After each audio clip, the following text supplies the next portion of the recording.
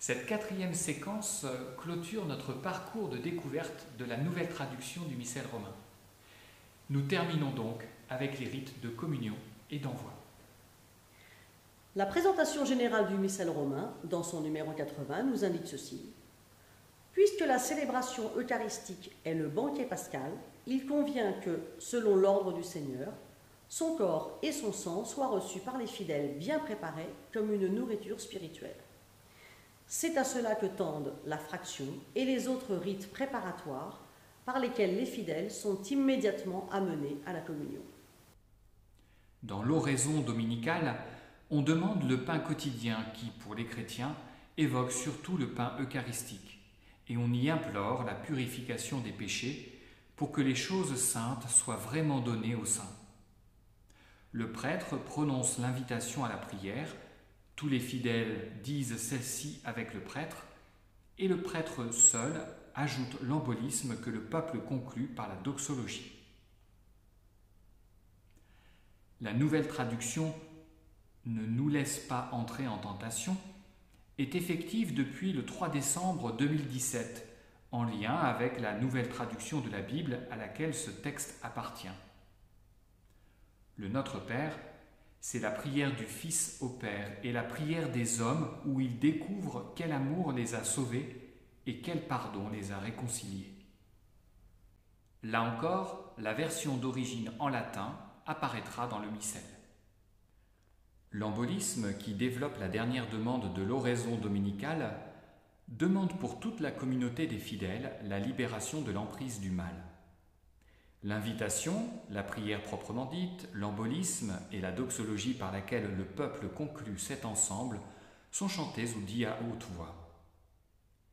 On peut mettre cette libération du péché en lien avec l'absolution de la fin de l'acte pénitentiel au début de la messe.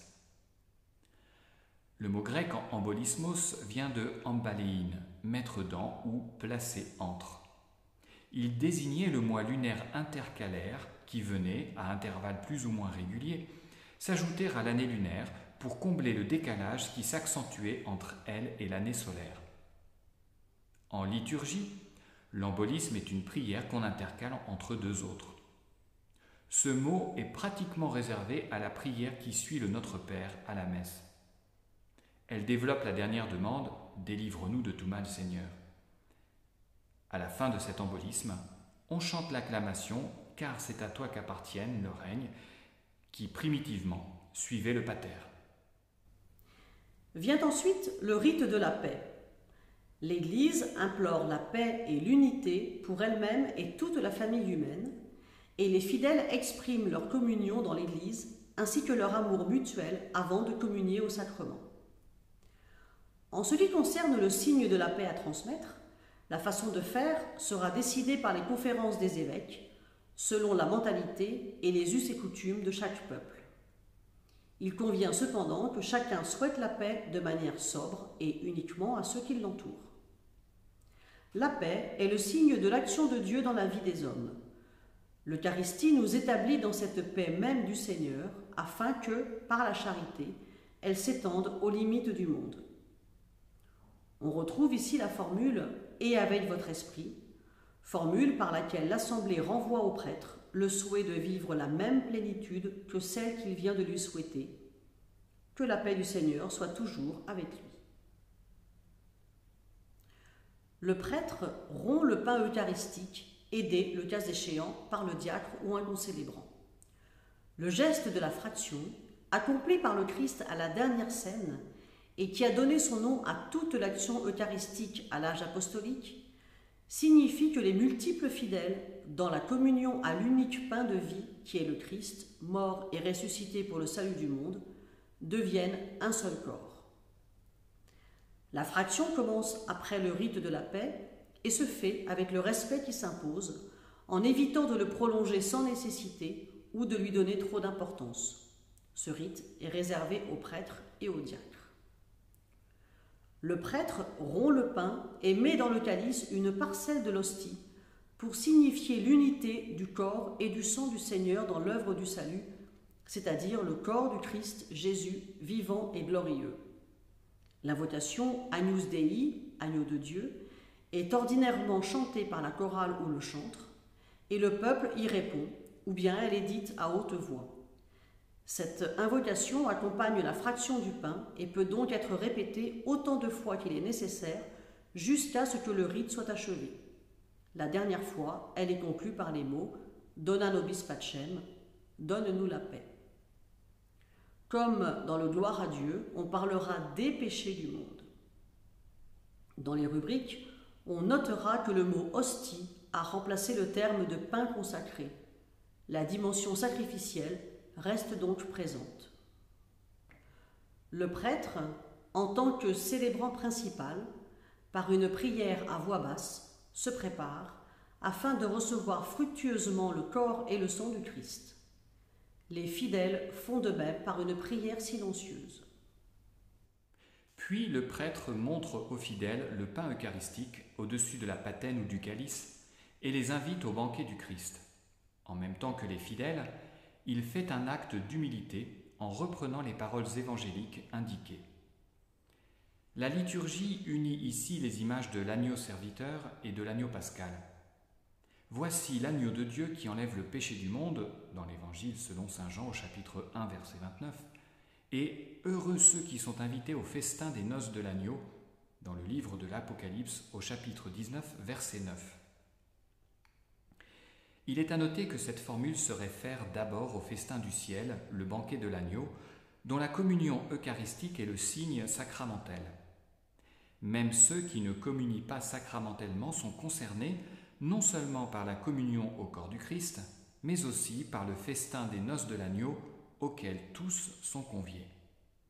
En somme, la vie ecclésiale manifestée dans l'Orate Fratres se retrouve dans cette phrase « Heureux les invités au repas des noces de l'agneau », une relation dont le cœur réside dans l'attention sans cesse renouvelée aux invités des noces de l'agneau et l'exercice même de cette communion reçue comme charité. Ensemble, l'assemblée et le prêtre font un acte d'humilité en reprenant ces paroles « Seigneur, je ne suis pas digne de te recevoir, mais dis seulement une parole et je serai guéri. » En reconnaissant la foi du centurion qui humblement vient lui demander la guérison de son serviteur, Jésus déclare que tous sont invités à la table du royaume. À notre tour, en redisant les mêmes mots, nous sommes sûrs de participer au festin des noces de l'agneau. Il est très souhaitable que les fidèles, comme le prêtre est tenu de le faire lui-même, reçoivent le corps du Seigneur avec des hosties consacrées au cours de cette même célébration et, dans les cas prévus, qu'ils participent au calice afin que par ces signes mêmes, la communion apparaisse mieux comme la participation au sacrifice actuellement célébré. Pendant que le prêtre consomme le sacrement, on commence le chant de communion pour exprimer par l'unité des voix l'union spirituelle entre les communiants, montrer la joie du cœur et mettre davantage en lumière le caractère communautaire de la procession qui conduit à la réception de l'Eucharistie. Le chant se prolonge pendant que les fidèles communient, mais il s'arrêtera au moment opportun s'il y a une hymne après la communion. On veillera à ce que les choristes aussi puissent communier commodément. Lorsque la distribution de la communion est achevée, le prêtre et les fidèles, si cela est opportun, prient en silence pendant un certain temps. Si on le décide ainsi, toute l'assemblée pourra aussi exécuter une hymne, un psaume ou un autre chant de louange. La PGMR, dans les numéros 281 à 287, donne des précisions sur la communion sous les deux espèces. Pour achever la prière du peuple de Dieu et conclure tout le rite de communion, le prêtre dit la prière après la communion, dans laquelle il demande les fruits du mystère célébré. La présentation générale du missel romain, dans son numéro 90, nous précise ceci. Relève des rites de conclusion, de brèves annonces si elles sont nécessaires, la salutation et la bénédiction du prêtre, qui, certains jours et à certaines occasions, est enrichie et développée par la prière sur l'assemblée ou une autre formule solennelle. L'envoi du peuple par le diacre ou le prêtre afin que chacun retourne à ses bonnes œuvres en louant et bénissant le Seigneur. Le baiser de l'autel par le prêtre et le diacre, suivi de l'inclination profonde vers l'autel par le prêtre, le diacre et les autres ministres. Nous retrouvons pour la 4e et dernière fois le dialogue « Le Seigneur soit avec vous et avec votre esprit » avant la bénédiction finale « Que Dieu Tout-Puissant vous bénisse, le Père, le Fils et le Saint-Esprit ». Le souhait s'étend, par cette bénédiction et le rite d'envoi qui la suit, à toute la semaine qui s'ouvre par la célébration du jour du Seigneur.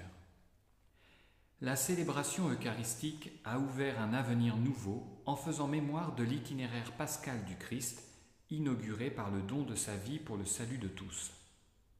Voici arrivé le moment pour nous de faire de même. L'Eucharistie que nous venons de vivre nous en a rendus capables et l'envoi liturgique vient qualifier la mission qui se dessine devant nous.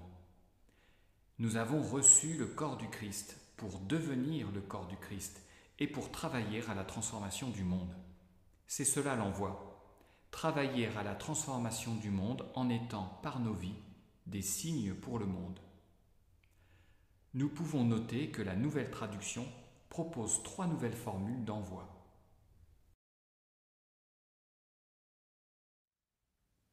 L'expérience du travail de révision montre que l'exigence d'une traduction plus proche du texte latin n'aboutit pas nécessairement à une version sèchement littérale ou à un texte scolaire sans envergure.